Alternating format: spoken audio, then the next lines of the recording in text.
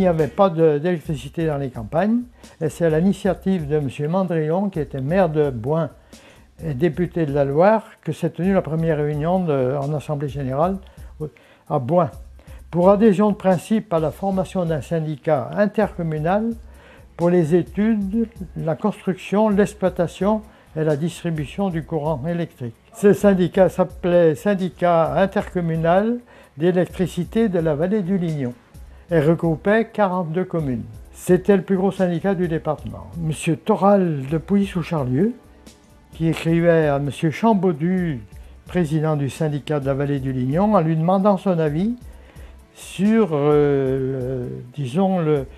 s'il ne serait pas possible de se regrouper au niveau du département. Si nous étions fédérés, nous serions beaucoup plus forts et beaucoup plus influents pour défendre nos intérêts et faire fléchir les exigences de l'électricité de France, lutter contre ces propositions prohibitives pour tout ce qui concerne les améliorations à apporter à nos réseaux et en particulier les petites extensions.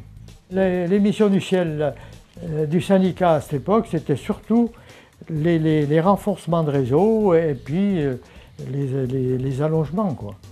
Alors qu'après, le ciel, avec la modification des statuts, il intervenait beaucoup plus dans l'intérêt des communes.